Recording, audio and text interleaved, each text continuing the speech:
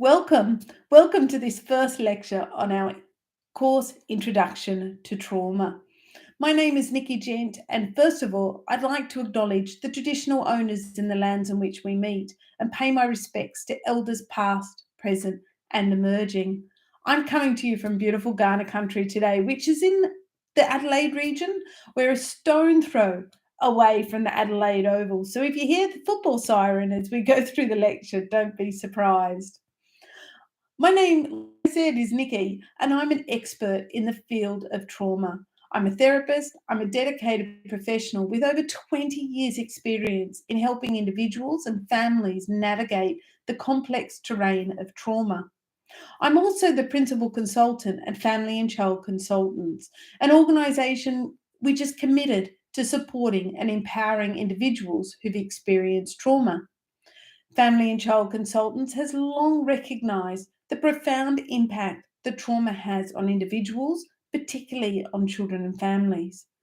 We understand that trauma not only affects one's immediate well-being, but that it also has the potential to shape their entire life trajectory.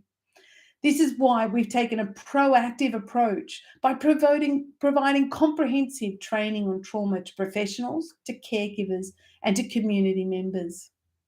In this short course, we aim to shed light on the topic of trauma. We want to deepen your understanding of its complexities and explore effective strategies for support and healing. It's important to remember that trauma can manifest in numerous forms, such as abuse, neglect, accidents, loss, or exposure to violence. Its effects can permeate every aspect of an individual's life, influencing their relationships, their mental health, and their overall well-being. Family and child consultants firmly believe that education and awareness are the foundation for creating a compassionate and trauma-informed community. By offering training on trauma, we can equip professionals and caregivers with the knowledge and the tools necessary to recognise not only the signs of trauma, but to respond effectively and provide a safe and nurturing environment for those impacted by trauma. I want to have a quick look at the difference between empathy and sympathy. Empathy and sympathy are two related but distinct concepts that involve understanding and responding to the emotions and experiences of others. While both empathy and sympathy involve recognizing and sharing someone else's feelings, they differ in their underlying processes and outcomes. Empathy is the ability to understand and to share the emotions and perspectives of another person. It involves putting yourself in someone else's shoes, imagining how they might be feeling and experiencing a sense of connection with their experience. Empathy is characterized by a genuine desire to understand and connect with others on an emotional level. It requires active listening, it requires non judgment and the ability to validate and acknowledge someone else's emotions without imposing your own. Sympathy, on the other hand, is different. Sympathy involves feeling sorry or pitying someone else's situation without necessarily fully understanding or sharing their emotions.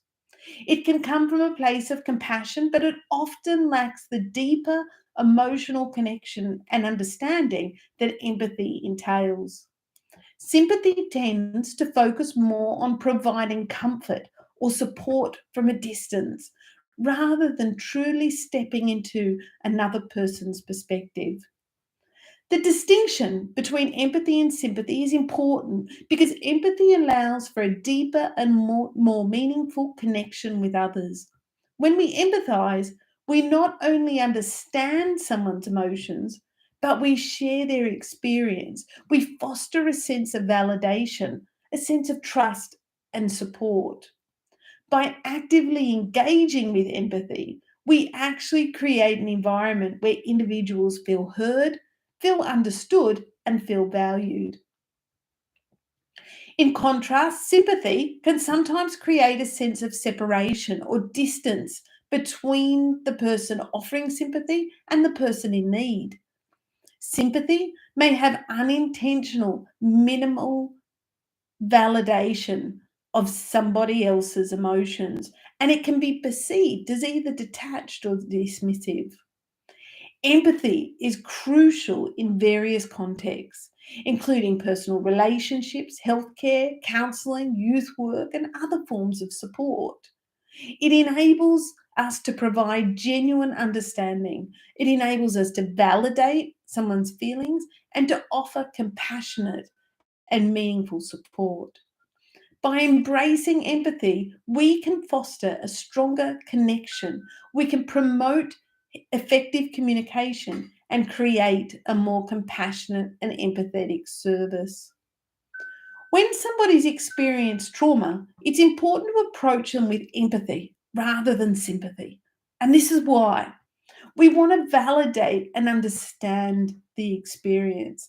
And empathy allows us to truly understand and validate the emotions and the experiences of individuals who've experienced trauma. It involves active listening, putting ourselves in somebody else's shoes, and recognizing the depth of their struggle. This validation can be incredibly powerful in helping people feel heard, feeling understood, and feeling supported. We also need to ensure that we approach a person who's experienced with trauma with empathy rather than sympathy because of that connection and trust. Empathy fosters a genuine connection with the person that's experienced trauma. By empathizing, we create a safe space where they can open up and share their feelings without judgment and without dismissal. This connection builds trust and it encourages the person to seek support and share their experiences, which is crucial for the healing process. Emotional support is another reason that we approach a person that has experienced trauma with empathy rather than sympathy. Trauma often brings forth complex and intense emotions. Empathy allows us to navigate these emotions alongside the individual by offering genuine support and companionship. Instead of merely feeling sorry for the situation, which is sympathy, empathy allows us to be present, to be compassionate, and to understand, which can provide immense comfort to those who are on a healing journey. Empathy also allows us to combat the stigma that's often associated with trauma. When we approach somebody with empathy, we convey that their experience and their emotions are valid and worth understanding. This can help reduce a sense of isolation and shame and that individuals can feel. This can help create an environment where they feel comfortable in seeking help and support. Empathy also empowers individuals who've experienced trauma by recognizing their strength, their resilience, and their ability to heal. It allows them to be active participants in their own recovery and rather than just be passive recipients of sympathy. Through empathy, we can support their autonomy, their choices, and their decision making. We can empower them to regain control and move forward. Empathy also aligns with a trauma informed approach to caregiving, and we'll talk about a trauma informed approach as we go through the course. Trauma informed care recognizes the impact of trauma and seeks to create an environment that promotes safety, trust, collaboration, and empowerment. Empathy is a fundamental aspect of this approach, and it allows us to respond to individuals' needs with sensitivity, respect, and understanding. Empathy is crucial when we're supporting someone who's experienced trauma because it validates their experience, it builds trust, it fosters connection, it provides emotional support while reducing stigma and empowering the individual. Furthermore, it aligns with that trauma informed approach.